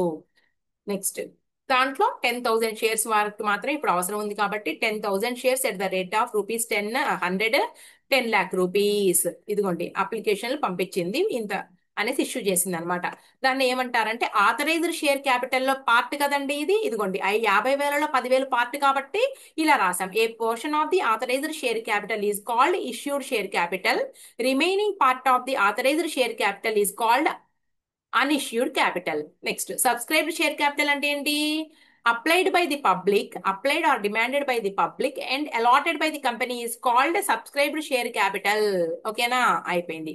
తర్వాత కాల్డ్ అప్ షేర్ క్యాపిటల్ అంటే అర్థం ఏంటి? ఇన్స్టాల్మెంట్ బేస్ మీద పిలిచినప్పుడు ఎంత ఇన్స్టాల్మెంట్ అయితే పిలిచిందో దాన్ని కాల్డ్ అప్ షేర్ క్యాపిటల్ అంటారు. అది 7,50,000. అయితే పిలిచిన దాంట్లో ప్రజలంతా కూడా పే చేసేస్తే మనం 7,50,000 రాసే వాళ్ళమి, కానీ దాంట్లో కాల్స్ ఇన్ ఎరియర్స్ కూడా ఉన్నాయండి. సో ఇదిగోండి 7,12,500, 37,500 ఈ రకంగా ఉంటాయి అన్నమాట. Called up capital, paid up capital. Paid up capital అంటే ఏంటి అంటే ఇష్యూ ప్రైస్ ఏదైతే ఉందో ఆ ఇష్యూ ప్రైస్ లో ఆ, ఎంత అమౌంట్ అయితే పే చేసిందో అర్థమవుతుందండి. ఈ ఇష్యూ ప్రైస్ ఏదైతే ఉందో ఈ ఇష్యూ ప్రైస్ లో ఎంత కంపెనీ, సారీ, ఇష్యూ ప్రైస్ అంటేనేమో మనకి కాల్డ్ అప్ అంటేనేమో ఇష్యూ ప్రైస్ లో కంపెనీ ఎంతైతే కాల్డ్ అప్ చేసిందో దాన్ని కాల్డ్ అప్ క్యాపిటల్ అంటారు. ఓకే. పెయిడ్ అప్ క్యాపిటల్ అంటే కంపెనీ ఎంతైతే కాల్డ్ అప్ చేసిందో దాంట్లో ప్రజలు ఎంతైతే పే చేశారో దాన్ని ఏమంటారంటే పెయిడ్ అప్ క్యాపిటల్ అంటారు. అంటే రూ. 75 పర్ షేర్ పే చేశారు, కానీ 9,500కే చేశారంటే రిమైనింగ్ 500 షేర్స్ కి చేయలా. వీటిని ఏమంటారు అంటే కాల్స్ ఇన్ అరియర్స్ అంటారు. ఇలా ఉంటదండి సినిమా మొత్తం కూడాను. Okay, right. ఇప్పుడు మనం సబ్జెక్ట్ లోకి వెళ్ళిపోదాం. ప్రొసీజర్ ఫర్ రేజింగ్ ఫండ్స్ అంట. ఇష్యూ ఆఫ్ ప్రాస్పెక్టస్ ఇష్యూ చేస్తారు. ఎందుకు? ఇన్వైటింగ్ అప్లికేషన్స్ ఎక్కడి నుంచి, దేనికోసం? For shares. ఎక్కడి నుంచి? From public. అంతేనా నేను చెప్పింది? తర్వాత ఫుల్ సబ్స్క్రిప్షన్ ఇందా చెప్పాను కదండి. 10,000 షేర్లకి 10,000 వస్తే అప్లికేషన్లు. అండర్ సబ్స్క్రిప్షన్ 10,000 షేర్లకి 9,000 వస్తే. ఓవర్ సబ్స్క్రిప్షన్ 10,000కి 12,000 వస్తే. నెక్స్ట్ తీసేయి. తర్వాత ఎలా చేస్తారు? అండర్ సబ్స్క్రిప్షన్ అయితే 9,000 షేర్లు అయితే గనక మొత్తం మినిమం సబ్స్క్రిప్షన్ నాట్ రిసీవ్డ్. సరే, ఇదంతా నేను చెప్తానండి. ఒకవేళ మినిమం ఇంతని రిసీవ్ చేసుకోకపోతే కనుక ఆ అప్లికేషన్ మనీ రిటర్న్ చేసేస్తారు ప్రజలకి. అది ఏంటో చెప్తాను, ఎంత పర్సెంటేజ్ కూడా. Next, shares issued for cash. Shares issued at face value ఇంకా చెప్పాల. ఫేస్ వాల్యూ, ప్రీమియం ఇవన్నీ తర్వాత వద్దామండి. ఓకేనా? ఏం లేదండి, ప్రీమియం అవన్నీ అంటే ఒక్కొక్క షేర్ కి మనం ఏం చేసాము, 10,000 షేర్స్ అన్నాము, రూపీస్ 100 అన్నాం కదండి. Share value, share price rupees 100 కదా. ఇది 100కి 100 అంటేనేమో ఫేస్ వాల్యూ అంటారండి దీన్ని. Face value. లేదు భలే కంపెనీకి బాగా డిమాండ్ ఉంది అంటే రేట్ పెంచేసాం. 100 ప్లస్ ఒక రూపీస్ 10 కలిపితే 112 రూపాయలు అయిందండి. ఈ 100 రూపాయలేమో ఫేస్ వాల్యూ, ఈ 10 రూపాయలు ఏదైతే ఉందో దీన్ని ఏమంటారంటే, ఇదేమో నార్మల్ గా కంపెనీ రేటు. ఈ 10 రూపాయలు ఏదైతే ఉందో ప్రీమియం అంటారండి. ప్రీమియం. మంచి డిమాండ్ ఉంది, నీకు 112కైనా కొంటారు. 12 ఏంటి, 100 + 10 110 రూపాయలు. అర్థమవుతుందండి? ఈ ఎక్సెస్ అమౌంట్ కలుపుకుని ఏదైతే రాశారో యాక్చువల్ గా దాని ఫేస్ వాల్యూ 100, కానీ 10 రూపాయలు ఎక్సెస్ గా కలిపి రాశారు, కలిపి పిలుస్తున్నారు, 110 రూపాయలు పే చేయమంటున్నారు. దాన్ని ఏమంటారంటే ఎక్సెస్ అమౌంట్ ప్రీమియం అంటారండి. క్లియరా? దీన్ని సెక్యూరిటీస్ ప్రీమియం అంటారు. Securities premium. ఇంతకు ముందు 100 రూపీస్ ఫేస్ వాల్యూ అయితే ఒక్కోసారి డిస్కౌంట్ కి అంటే 98 రూపీస్కే పిలిచారండి, రూ. 2 డిస్కౌంట్ ఉండేదండి. అలా ఉండేది, రూ. 2 1 రూపాయి. అయితే ఇప్పుడు ఆ డిస్కౌంట్ అనేది లేదండి, అది చెల్లదు, నాట్ వ్యాలిడ్ అన్నమాట. సో ఓన్లీ ఇప్పుడు మనం ప్రీమియమే అంటే షేర్లని ఫేస్ వాల్యూకి ఇష్యూ చేస్తే ఎలా ఎంట్రీస్ రాయాలి, తర్వాత ప్రీమియంతో కలిపి అయితే కనుక ఎంట్రీస్ ఎలా రాయాలి, ఏ సిచ్యుయేషన్ లో ఎలా రాయాలి అనేది చూస్తాము. టోటల్ గా మనం ఏం చేయాలి అంటే ఇప్పుడు in the books of company journal entries రాస్తామండి. జర్నల్ ఎంట్రీస్ రాస్తామన్నమాట. దేని మీద? అసలు ఏంటి, ఈ అప్లికేషన్ మనీకి ఎంట్రీ ఏం రాయాలి, ఈ అలాట్మెంట్ మనీకి ఎంట్రీ ఏం రాయాలి, ఈ ఫస్ట్ కాల్కి ఎంట్రీ ఏం రాయాలి. ఇప్పుడు మామూలుగా క్యాపిటల్ ఇంట్రడ్యూస్ చేస్తే నువ్వు sole proprietorship of business organisation లో ఎంట్రీ ఏం రాస్తారండి మీరు? క్యాష్ ఆర్, చిన్నప్పటి నుంచే నేర్చుకున్నాం, cash or bank account debit to capital అని రాయటంలా నువ్వు రాయిస్తున్నావా లేదా? అలాగే పార్ట్నర్షిప్ లో నువ్వేం రాస్తున్నావారండి? క్యాష్ ఆర్, మా చిన్నప్పుడైతే బ్యాంక్ లేదు, ఓన్లీ క్యాష్ అన్నిటికీ. బ్యాంక్ అని చెబితేనే bank. Cash or bank account at or to A capital account to B capital account అని నువ్వు రాయటల్లా. మరి అలాగే ఇప్పుడు కంపెనీ నువ్వు ఎందుకు ఇగ్నోర్ చేస్తావు? Journal entries in the books of company అని పెట్టేసి కంపెనీ బుక్స్ లో కూడా రాయొద్దా? అప్లికేషన్ మనీ వచ్చింది, అలాట్మెంట్ మనీ వచ్చింది, తర్వాత ఫస్ట్ కాల్ మనీ, తర్వాత ఫైనల్ కాల్ రాయొద్దా? అదేనండి సబ్జెక్ట్, ఇంకేం లేదు. నువ్వు జర్నల్ ఎంట్రీస్ రాయడమే, ఎవడు వదిలేయొద్దండి. అంత ఈజీగా ఉంటదండి కంపెనీ అకౌంట్. మేము చదివినప్పుడు మాకు ఇంటర్లో కాదుగా ఉండేది, ఇది ఎప్పుడు ఉండిద్ది, బీకామ్ లో. మాకు ఫైనల్ ఇయర్ అయినా, ఫైనల్ ఇయర్ లో ఉందండి, మేము చదివినప్పుడు ఫైనల్ ఇయర్ లో ఉంది. అసలు ఎంత లావు పుస్తకం అంటే నేను చెప్పలేను. అప్పుడు ఆ పుస్తకం చూసి అమ్మో ఇంత లావా అనుకున్నాను. నేను తర్వాత ఏం చేశానంటే చాలా సంవత్సరాల తర్వాత సీఏకి వచ్చానండి. చాలా సంవత్సరాల తర్వాత వచ్చాను నేను. ఓకేనా. యాక్చువల్ గా నాకు 94 to 97 అండి, డిగ్రీ 3 ఇయర్స్ నేను కంప్లీట్ చేసేసింది బీకామ్. 94 to 97 బ్యాచ్ అండి. 97 ఫైనల్ ఇయర్ అయిన తర్వాత మళ్ళా 1 ఇయర్ గ్యాప్ తీసుకుని నేను 2000 సంవత్సరం కల్లా నేను పీజీ ఎంకామ్ కంప్లీట్ చేశానండి. ఎంకామ్ కంప్లీట్ చేశాను. అంటే ఇక అక్కడ నుంచి నేను ఇంట్లో ట్యూషన్స్, తర్వాత ప్రైవేట్ కాలేజెస్ లో ఇంటర్ డిగ్రీ టీచ్ చేసుకుంటా, అలా అలా అలా అలా అలా టీచ్ చేసుకుంటా 2010 వరకు నడిచిపోయిందండి. 2000 నుంచి 2010 వరకు ఇంటర్ అండ్ డిగ్రీ కాలేజెస్ లో ఇంట్లో ట్యూషన్స్, అంటే ఇంట్రెస్ట్ అనమాట కామర్స్ అనేది. ఇలా నడిచిపోయింది 2010 వరకు. తర్వాత ఏం చేశానంటే మా రిలేటివ్, మా కజిన్ అవుతాడు, ఆయన సీఏ కట్టాడండి, సీఏకి. అప్పుడు సిపిటి, సిఏ సిపిటి, సిఏ ఐపీసీసి, ఐపీసీసి రెండు గ్రూపులు, తర్వాత సిఏ ఫైనల్. మనం కూడా ఏదో చేద్దాం అనేసి ఏం చేశానంటే ఆ ఈ డిగ్రీ కాలేజెస్ లో వీటిలో చెప్పుకుంటానే సిపిటి కట్టానండి నేను. ఓకేనా. మొత్తానికి సిపిటి మాత్రం మనం ఆల్రెడీ రన్నింగ్ లోనే ఉన్నాం కాబట్టి 105 మార్కులు వచ్చినాయండి 200కి. అప్పుడు మొత్తం 4 సబ్జెక్టులు కూడా కలిపి తీసేవాళ్ళండి. అంటే మా ఏమేమి ఉండేవి నీకు? అకౌంట్స్, తర్వాత ఎకనామిక్స్, తర్వాత మ్యాథ్స్ అంటే యాప్టిట్యూడ్ అండి, క్వాంటిటేటివ్ యాప్టిట్యూడ్ ఉండేది. తర్వాత లాస్ట్కి వచ్చేటప్పటికి లా ఉండేదండి. ఈ రెండు ఒక సెషన్, మార్నింగ్ సెషన్ లో ఉండేదండి. 60-40, ఇది 50-50 లా ఉండేది. మార్నింగ్ సెషన్ లోనేమో ఇది రెండు, ఈవినింగ్ సెషన్ లో ఈ రెండు ఉండేయండి. టోటల్ గా మొత్తం మీద 200 మార్కులకు గాను 100 వస్తే చాలు. దేంట్లో ఎంత అనేది చెప్పారండి, మొత్తం మీద చూస్తారు అంతే. నాకు 105 వచ్చినాయి.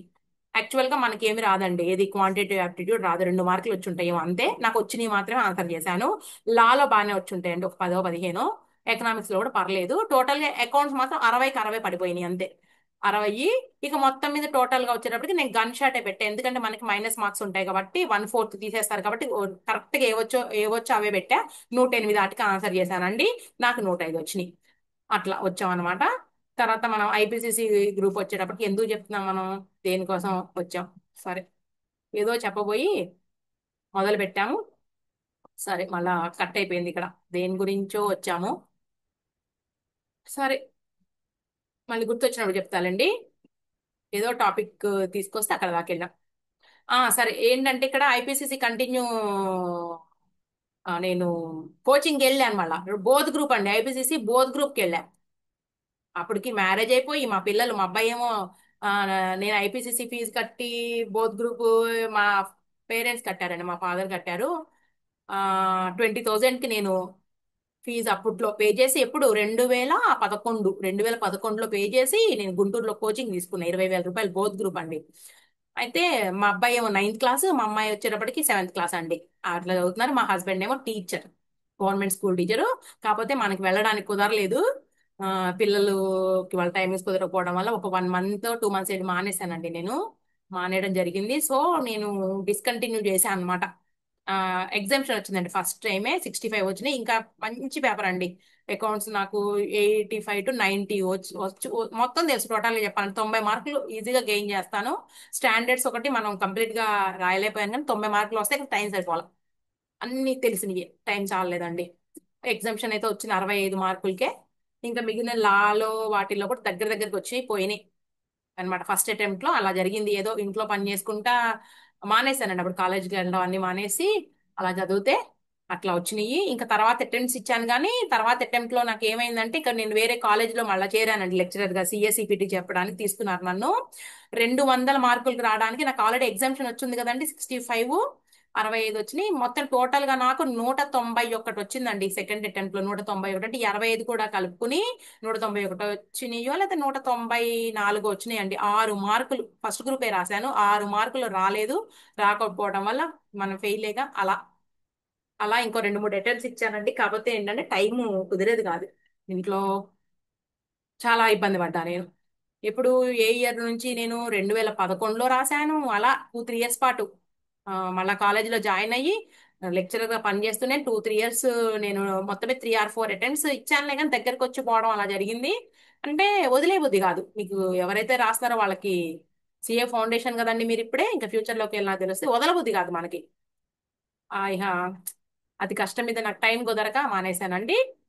ఇంకా మానేసేసి ఇక ఇప్పుడైతే మాత్రం ఆ ఒక కరోనా నుంచి ఈ టీచింగ్ కూడా బయట చెప్పడం ఆపేసేసి, రీసెంట్ గా మొన్న నేను ఒక 4 5 months బ్యాక్ మన ఛానల్ స్టార్ట్ చేశానండి. యాక్చువల్ గా సెప్టెంబర్ లోనే స్టార్ట్ చేశాం మనం. ఇప్పుడు 2024 సెప్టెంబర్ లో స్టార్ట్ చేశాం, కానీ కొంచెం మన ఛానల్ కి మన క్లాసులు పెరిగి చూసేటప్పటికి ఏంటంటే ఫిబ్రవరి 2025 నుంచి మొదలు పెట్టారండి. సిఎంఏ వాళ్ళకి స్టార్ట్ చేశాను. సిఎంఏ ఇంటర్ వాళ్ళకి స్టార్ట్ చేశామండి. ఎందుకంటే మనం సిఏ ఫౌండేషన్ చెప్పుకున్నా నేను ఇంతకు ముందు బాగా. సిఏ ఫౌండేషన్ మనం చెప్పాము అంటే సిఎంఏ ఇంటర్ ఈజీ అంతే.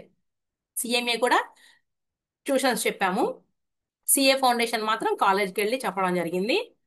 అది కూడా ఎప్పుడు నేను సిఏలోకి ఎంటర్ అయినాక సిఏ ఫౌండేషన్ చెప్పానండి అది. సో నేను ఇంటర్ అండ్ డిగ్రీ చదివి ఎంకామ్ అయిపోయిన తర్వాత 10 సంవత్సరాల తర్వాత, 10 years తర్వాత వచ్చానండి సిఏ కోర్సులోకి.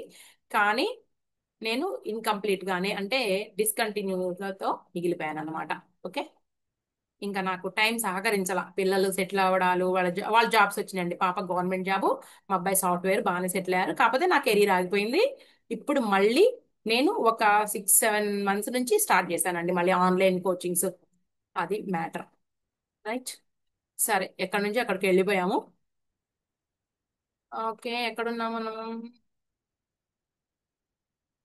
రైట్. సరే, ప్రీమియం గురించి చెప్పాం కదండి. ప్రీమియం గురించి అయిపోయిన తర్వాత ఇక్కడ ఏదో ఇచ్చారు, చదువుదాం నోట్.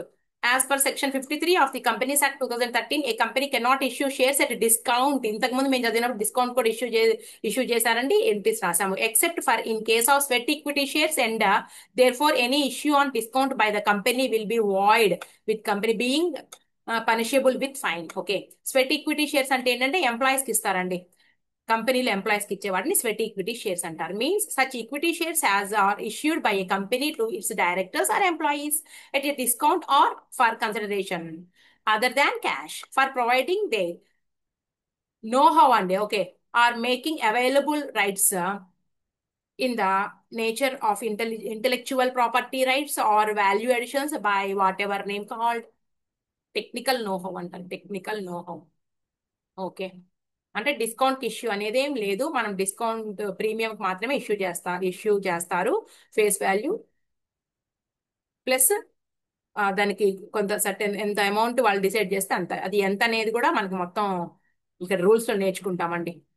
ఇంట్రడక్షన్ కూడా చూద్దాం. Funds provided by the owners in to A business are recorded as capital. ఏమండి, నేను ఏదైతే ఇందాక ఎక్స్ప్లెయిన్ చేశానో దాన్ని మనం ఇక్కడ చదువుతున్నాం. Capital of the business depends upon the form of business organisation. Okay. ఆ క్యాపిటల్ మీదే ఆ బిజినెస్ ఆర్గనైజేషన్ యొక్క ఫామ్ డిపెండ్ అయి ఉంటుంది. Proprietor provides capital in a sole proprietorship business. Okay. ఇది చెప్పిందే కదండి మనం. In case of a partnership there is more than one proprietor called partners. Partners introduce capital in a partnership firm. As the maximum number of members in a partnership firm is restricted, therefore, only limited capital can be provided in such form of business. Moreover, the liability of the partners is unlimited in case of non-corporate business, namely sole proprietorship and partnership. మనం చదివినప్పుడు partnership అలాగే soul proprietorship of organisations లో నేర్చుకున్నామండి. వీళ్ళ liability ఎలా ఉంటుంది అంటే unlimited liability అన్నాము. అదే కంపెనీకి వచ్చేటప్పటికి లిమిటెడ్ లైబిలిటీ. అన్లిమిటెడ్ లిమిటెడ్ అంటే ఏంటి? ఇప్పుడు ఒక సొంతంగా వ్యాపారం చేస్తున్నటువంటి వ్యక్తి ఎవరైతే ఉన్నారో ఆయన అప్పులు తీసుకున్నాడండి బిజినెస్ కోసం. అయితే ఆయన అప్పులని తీర్చలేకపోతే ఆయన ఒక్క బిజినెసే పోదండి, ఆయన సొంత ఆస్తుల్ని కూడా ఇవ్వాల్సి ఉంటుంది అప్పుల కోసం. దాన్ని అన్లిమిటెడ్ లైబిలిటీ అంటారు. అంటే వ్యాపారం అమ్మితే వచ్చిన అప్పులు తీరకపోతే సొంత ఆస్తి కూడా ఇవ్వాలి. అలాగే పార్ట్నర్షిప్ లో కూడా అన్లిమిటెడ్ లైబిలిటీని. కానీ కంపెనీలో మాత్రం అలా కాదండి. ఎంతైతే వాళ్ళు ఆ షేర్ వాల్యూ ఎంతైతే ఉందో అంతే కోల్పోతారు, కానీ అంత తప్పిస్తే వాళ్ళ ఓన్ ఆస్తులు మాత్రం ఇవ్వరు. అందుకనే కంపెనీకి వచ్చేటప్పటికి లిమిటెడ్ లయబిలిటీ. ఇదిగోండి ఇక్కడ business organisation, sole proprietorship, partnership, company. ఇక్కడ ఓనర్షిప్ వచ్చేటప్పటికి ఏమంటారు? Proprietor, he alone. One man show అన్నాను కదా, he alone is the owner of the business. Partner లో partners, shareholders. Shareholders అండి, నేను చెప్పాల ఈ point. Shareholders, share capital, shareholders, shares. Next capital, partners capital, share capital చెప్పా. Unlimited, limited to issue price of share held. అతను ఎంతైతే share కొన్నాడో company loss లోకి వస్తే అంత షేర్ మాత్రమే పోతుంది. With the onset of industrial revolution, requirement of capital investment soared to a new height, and the attached risk of failure increased due to pace of technological developments. Non-corporate entities could not cope with the pressure of increased capital and degree of risk involved. This led to the emergence of corporate form of organization. Share capital గురించి చూద్దాం చూడండి. Total capital of the company is divided into a number of small divisible units. ఇందాక చెప్పలేదా నేను? 10 lakh rupees డబ్బులు కావాలి అంటే divisible shares 10,000 shares, దీన్నే డివిజబుల్ అన్నారు. ఆఫ్ ఏ ఫిక్స్డ్ అమౌంట్ అంటే రూపీస్ 100 అని చెప్పాను కదండి ఎగ్జాంపుల్లో, అది. Each such unit is called a share. The fixed value of A share printed on the share certificate stamp వేసి ఉంటుంది, ఈజ్ కాల్డ్ నామినల్ పార్ ఆర్ ఫేస్. మనకి ఇప్పుడు స్టాంప్ పేపర్లు ఉంటాయి చూడండి, వాల్యూ, దానికి వాల్యూ ఎలా యాడ్ అవుతుంది స్టాంప్ పేపర్ కి, అవునా? మీరు చూసే ఉంటారు వాటిని. ఓకే, కాల్డ్ నామినల్ పార్ ఆర్ ఫేస్ వాల్యూ. ఇంతకు 100 రూపాయలు అనేది నామినల్ వాల్యూ లేదా ఫేస్ వాల్యూ లేదా పార్ వాల్యూ ఏదైనా అనొచ్చు. దానికి ఒక 2 రూపీస్ అలా యాడ్ చేస్తే గనక సెక్యూరిటీస్ ప్రీమియం అంటారు. However A company can issue shares at a price different from the face value of A share. The liability different అన్నారు కదండి, అంటే 10 రూపాయలు 12 రూపాయలకి కనుక ఇష్యూ చేస్తే అది సెక్యూరిటీస్ ప్రీమియంతో ఇష్యూ చేసిందని. The liability of holder of shares అంటే హోల్డర్ ఆఫ్ ది షేర్స్ ఏమంటారండి? షేర్ హోల్డర్ అంటారు. Is limited to the issue price of shares acquired by them. అతను గనక ఎంతైతే షేర్లు కొన్నాడో, ఎన్ని రూపాయలు కొన్నాడో అంతకు మాత్రమే అతని యొక్క లైబిలిటీ పరిమితం అవుతూ ఉంటుంది. Note, the issue price need not be equal to market price of the share. These days, the shares are generally priced on the basis of book building process. Book building is a process through which company determines its share prices. Under this method, company చెప్తానండి ఇది clear గా, determines a price bond of its shares and on the basis of bids received from potential investors at various prices within the price band. Okay, ఇవన్నీ మనం తర్వాత వద్దాం, మళ్ళీ subject నుంచి మనం వేరే అవ్వకుండా. ఓకే, ఇక్కడ చూద్దాం. The total capital of company is divided into shares. The capital of the company is called share capital. ఇవన్నీ చెప్పినయే నేను. At the time of issue of shares, every company is required to follow SEBI regulations. మీరు థియరీలో వచ్చి ఉంటుందండి ఇది SEBI regulations అనేది. Securities exchange board of India, ఏదైనా సరే దీని దీనికి లోబడే చేయాలి పనులు company. Share capital of a company is divided into following categories: authorized share capital or nominal capital, issued share capital, నేను చెప్పండి ఏమైనా ఉంటే చెప్పండి ఇప్పుడు. Subscribed share capital, next called up share capital, paid up. తర్వాత రిజర్వ్ షేర్ క్యాపిటల్ ఒకటి నేను చెప్పలేదు, ఇక్కడ చెబుతా.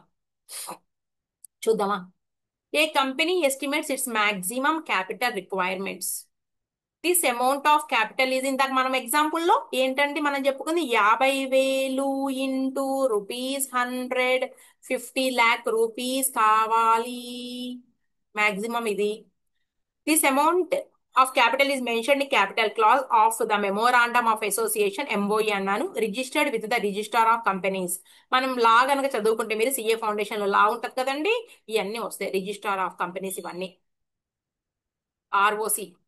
It puts a limit on the amount of capital which a company is authorized to raise during its lifetime and is called authorized capital. It is shown in the separate share capital schedule in the financial statements as per the prescribed format as face value. Issued share capital. A company need not issue total authorized capital. ఒకేసారి చేసేస్తే ఎలా అండి?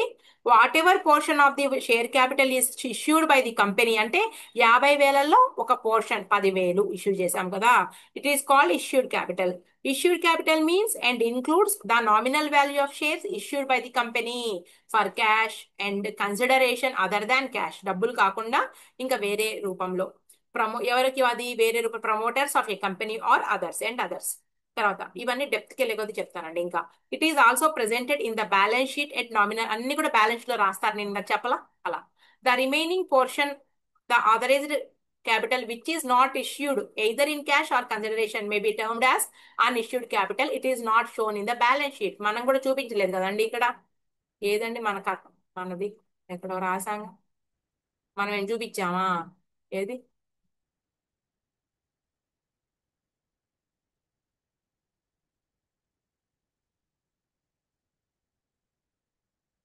ఇదిగోండి, ఇదిగోండి.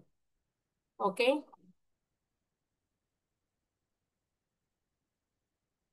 Right.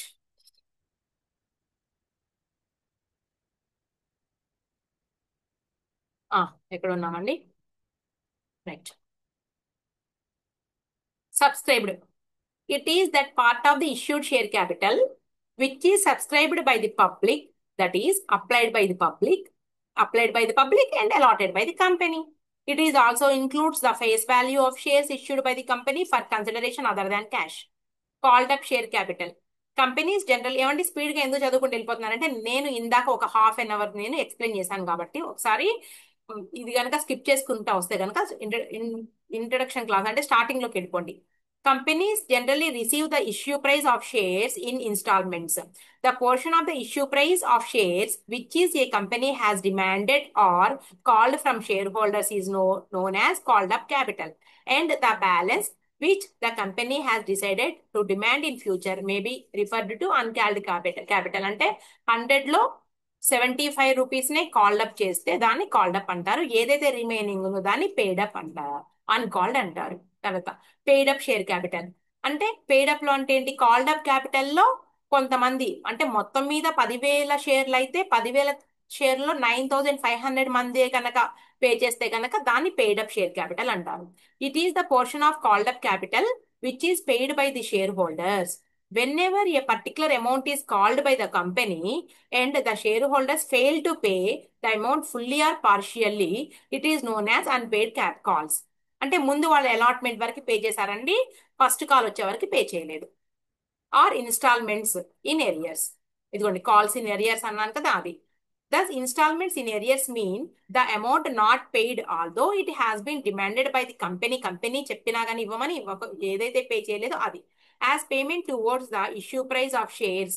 To calculate paid up capital, the amount of installment is arrears is deducted from called up capital. అది matter. Next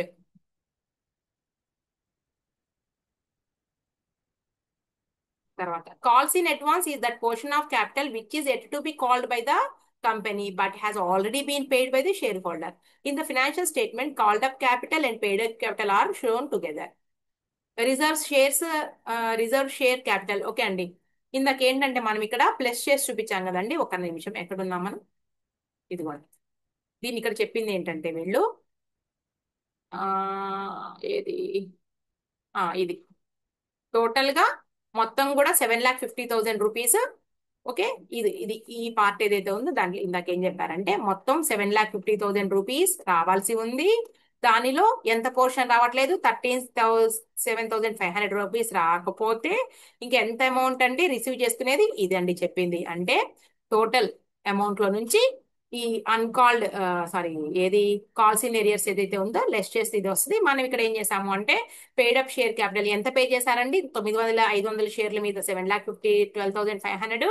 ఈ calls in arrears ఏవైతే ఉన్నాయో అది 37,500 రూపీస్ అని ఇలా రాసాం. ఓకే, లెక్కల్లోకి వెళ్ళిపోయినాక డౌట్స్ ఏమైనా ఉంటే మొత్తం కూడా క్లారిటీ వచ్చేస్తుందండి, ప్రాబ్లం ఏం లేదులే. ఎక్కడున్నాం మనం ఇప్పుడు? Okay, in the financial statements called up and paid up అయిపోయింది కదా. రిజర్వ్స్ షేర్ క్యాపిటల్ అంటండి. రిజర్వ్ షేర్ క్యాపిటల్ అంటే ఏం లేదు, ఇప్పుడు 100 రూపీస్ లో మొత్తం మనం ఎంత అండి, మనం 75 రూపీస్ పిలిచాం కదండి. రిమైనింగ్ 25 రూపీస్ ఏదైతే ఉందో పిలవడం కానీ లేదంటే పిలవకపోవడం కానీ అనేది డిసైడ్ అవుతాము. అంటే ఎందుకోసము అంటే చెప్తానండి. పిలిస్తే ఓకే ఫ్యూచర్ లో, లేదంటే as per section 65 of the companies act 2013, a company May decide by passing a resolution that a certain portion of its subscribed uncalled capital, okay, ఏదైతే ఉందో uncalled capital shall not be called up, పిలవరంటండి. ఎప్పుడు పిలుస్తారు? Except in the event of winding up, అంటే company పరిసమాప్తి, liquidation, అంటే company close అయిపోతుంది, ఇక దాన్ని వైండింగ్ అప్ చేస్తాము అనే టైంలో దాన్ని పిలుస్తారట. అలా పిలుద్దామని అట్టి పెడితే గనక ఇదిగోండి portion of the uncalled capital ఏదైతే ఉందో, ఇదిగో 25 రూపాయలు ఉంది కదండి పిలవనటువంటిది, దాంట్లో పోర్షన్ అన్నమాట.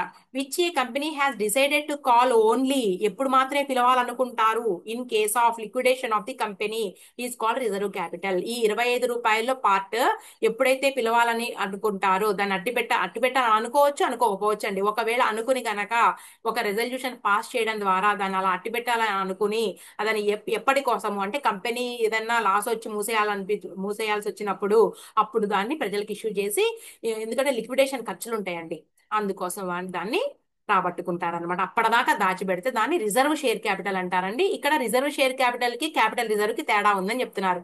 క్యాపిటల్ రిజర్వ్ అంటే ఏంటి? కంపెనీకి వచ్చినటువంటి ప్రాఫిట్స్ లో నుంచి కొంత అమౌంట్ పక్కన తీసి పెట్టి మిగిలిన షేర్ హోల్డర్స్ డిస్ట్రిబ్యూట్ చేస్తే దాన్ని షేర్ జనరల్ రిజర్వ్ అంటారండి, క్యాపిటల్ రిజర్వ్ అంటారు. క్యాపిటల్ రిజర్వ్ కిను రిజర్వ్ క్యాపిటల్ కి తేడా ఉంది. క్యాపిటల్ రిజర్వ్ చాలా ఇంపార్టెంట్ పాయింట్ అండి, ఇది చాలా ఇంపార్టెంట్ పాయింట్. రిజర్వ్ క్యాపిటల్ వేరు, క్యాపిటల్ రిజర్వ్ వేరు. రిజర్వ్ క్యాపిటల్ అంటే ఏంటంటే కంపెనీ ఏదైతే ఇష్యూ చేసిందో, ఏదైతే ఇష్యూ చేయాలనుకుందో దాంట్లో కాల్డ్ అప్ చేయగా అన్కాల్డ్ క్యాపిటల్ లో ఒక కొంత పోర్షన్ ని కంపెనీ వైండింగ్ టైం వరకు అట్టి పెట్టాలని అనుకుంటే కనుక దానిని ఒక రెజల్యూషన్ పాస్ చేయడం ద్వారా తీర్మానించుకుంటుందండి. దాన్ని రిజర్వ్ క్యాపిటల్ అంటారు. అప్పుడు మాత్రమే దానిని ఇష్యూ చేస్తారనమాట. ఓకే, క్యాపిటల్ రిజర్వ్ అంటే ఏంటి? Or part of reserves and surplus. అంటే ఏంటంటే రిజర్వ్స్ అండ్ సర్ప్లస్ అంటే కంపెనీకి వచ్చినటువంటి లాభాలు ఏవైతే ఉన్నాయో వాటిలో తీసి పక్కన పెడతారండి. దాంట్లో భాగం ఏదైతే ఉందో దాన్ని capital reserve. And refer to those reserves which are not available for declaration of dividend. Thus reserves దాన్ని అట్టి పెడతారండి. డివిడెండ్ అంటే ఏంటి? కంపెనీకి వచ్చినటువంటి లాభాల్లో నుంచి షేర్ హోల్డర్స్ కి ఇచ్చేటటువంటి భాగాన్ని డివిడెండ్ అంటారు. Thus reserve capital which is portion of the uncalled capital, ఇదిగోండి uncalled capital to be called up in the event, మళ్ళీ అదే చెప్తున్నారు, of winding up of the company is entirely different in nature from capital reserve which is created out of capital profits only. Most important అండి. ఇప్పుడు నేను చెప్పిన అన్ని కూడా ఇదంతా కూడా థీరీకి వస్తుందండి, థీరీ ఇంపార్టెంట్, రైట్? ఇక్కడ చెప్తున్నారు authorised capital, issued capital plus unissued capital. Subscribed capital can be equal to or greater than or less than issued capital. దాన్ని ఫుల్ సబ్స్క్రిప్షన్, అండర్ సబ్స్క్రిప్షన్, ఇదిగోండి fully subscribed, over subscribed and under subscribed. Called up capital, paid up capital plus calls in arrears సిపిఎని ఉంటే minus calls in advance. నేను ఇందాక చెప్పిందేనండి, ఇక్కడ మొత్తం కూడా నేను ఇందాక ఎక్కడ చెప్పామండి మనం, ఇదిగోండి ఇక్కడ మనం చెప్పాను కదా, ఇదిగో ఇది దీని గురించి ఈ మొత్తం authorised, issued, subscribed, called up, paid up. Okay, ఇదిగోండి ఇది ఇంటి స్టార్టింగ్ నుంచి వింటే అర్థం అవుతుంది. ఒక సమ్ ఇచ్చారండి, ఇది అసలు చెప్పాల్సిన అవసరం కూడా లేదు, మీరు చూస్తే అర్థమైంది అంతే. A company had a authorised capital 10 lakhs divided into 1 lakh, అంటే దీన్ని రాస్తాం కదా, 1 lakh షేర్స్, 1 lakh ఇంటూ ఎంతంటే మనం రాసిన ఎగ్జాంపుల్ 100, ఇది ఆథరైజ్డ్ మెమోరాండమ్ ఆఫ్ అసోసియేషన్ లో రాస్తాం. 60,000 షేర్లు ఇష్యూ చేశారు, సో 60,000 ఇంటూ 100. తర్వాత ఏమైంది? అప్లికేషన్ లో 70,000 వచ్చినాయి అంట. ఓకేనా, 70,000 వచ్చినాయి, కానీ మనము ఎంతకి రాసుకుంటామంటే ఇష్యూడ్ 60,000 రాసుకోవాలి. అంటే ఇక్కడ ఫుల్ సబ్స్క్రిప్షన్ కాదండి, ఓవర్ సబ్స్క్రిప్షన్ జరిగింది. కానీ 60,000 అలాట్ చేయగలరు. లేని సీట్లు ఎలా తెస్తారండి కాలేజీలో అయినా. And rejected remaining applications. Okay, up to 30th 3/2022 it has demanded or called 9 per share.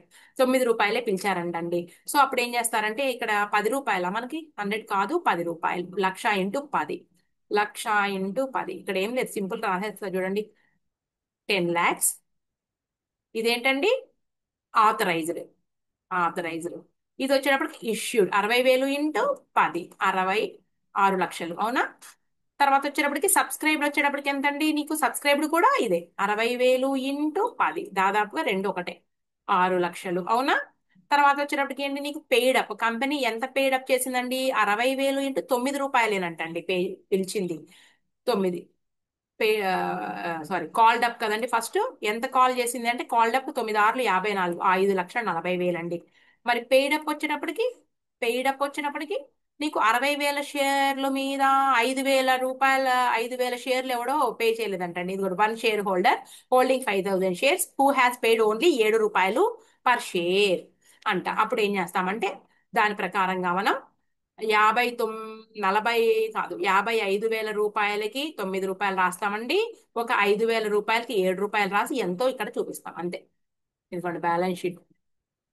ఇక్కడ మనకి బ్యాలెన్స్ షీట్ లో జస్ట్ మనకి మామూలుగా ఇదిగోండి షేర్ హోల్డర్స్ ఫండ్స్ అనేసి ₹5,30,000 షేర్ క్యాపిటల్ రాశారండి. ఇది తర్వాత కరెంట్ అసెట్స్ అని అసెట్స్ లో డబ్బులు వస్తాయి కదండి, అంత అమౌంట్ క్యాపిటల్ రూపంలో ₹5,30,000 రాశారండి. తర్వాత నోట్స్ టు అకౌంట్స్ ఉంటుందండి, మొత్తం వివరణ ఇక్కడ ఉంటుందన్నమాట. ఎలా చూడండి, ఈక్విటీ షేర్ క్యాపిటల్ ఇందాక మనం చెప్పింది. ఆథరైజ్డ్ షేర్ క్యాపిటల్ ఎక్కడ రాస్తారండి, దీన్ని మెమోరాండమ్ ఆఫ్ అసోసియేషన్ లో క్యాపిటల్ క్లాజ్ లో రాస్తారనమాట దీన్ని. ఇదిగోండి 1 lakh equity shares ₹10 each, 10 lakhs. Issued share capital 60,000, ₹10, 6 lakhs. Subscribed 60,000, ₹10, 6 lakhs. Called up and paid up share capital 60,000, ₹10 each. కానీ ₹9 పిలిచింది, 5,40,000. లెస్ కాల్స్ అన్పెయిడ్, 5,000 షేర్ల మీద ₹2 కాడికి అన్పెయిడ్ అండి.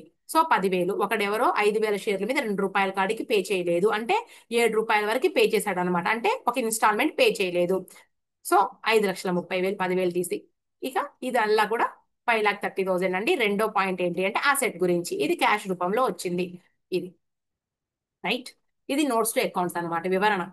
ఇది బ్యాలెన్స్ షీట్. ఇలా టైప్స్ ఆఫ్ షేర్స్ లో మనకి తెలుసుగా ప్రిఫరెన్స్ షేర్స్, తర్వాత ఈక్విటీ షేర్స్ అని, మళ్ళీ ప్రిఫరెన్స్ షేర్స్ లో టైప్స్ అనమాట. Cumulative preference shares, non cumulative, 8 రకాలు ఉన్నాయి. మరి ఎన్ని ఇచ్చారు, participating, non participating, redeemable, non redeemable, convertible, non convertible, ఇలా. తర్వాత ఈక్విటీ షేర్స్, దీనిలో రకాలు ఏమి ఉండవు. తర్వాత issue of shares for cash. Okay, తర్వాత మనం ఇష్యూ చేసినప్పుడు మరి ఎన్ని అప్లికేషన్లు వస్తే మనం సబ్స్క్రిప్షన్ చేయాలి, సబ్స్క్రైబ్ కంపెనీ అలాట్ చేయాలి అనే దాని గురించి అన్నమాట. మినిమం సబ్స్క్రిప్షన్ ఇదంతా కూడా నేను రేపు వచ్చినటువంటి అమౌంట్ ఏదైతే ఉందో దాన్ని దేనికి యూజ్ చేస్తారు, ఇవల్లా థీరీనే. మీరు ఏదైనా కాంపిటేటివ్ ఎగ్జామ్స్ కి రాసుకుంటే ఇవన్నీ కావాల్సిందే. ఇదంతా థీరీ అండి. రేపు సమ్లోకి వెళ్ళిపోతే ఇదిగోండి జనరల్ ఎంట్రీస్ మొదలైనవి, మనకి లెక్కలు మొదలైనవి. రేపు థీరీ కూడా కంప్లీట్ చేసుకుంటానే మనం ఎంట్రీస్కి వెళ్ళిపోదాం రేపు. ఇదిగోండి. ఓకే, ఇదిగో సమ్స్ స్టార్ట్. పోయి అమ్మ ఆడుకోవచ్చు, ఏం లేదు. మీరు జాగ్రత్తగా వినండి క్లాస్, చాలా బాగుంటుందండి, ఎంత ఇంట్రెస్ట్గా ఉంటుందో. ఓకేనా, ఇవన్నీ చేసేయచ్చు మనం, ఏం పర్వాలా. Okay right, కాపేద్దాం.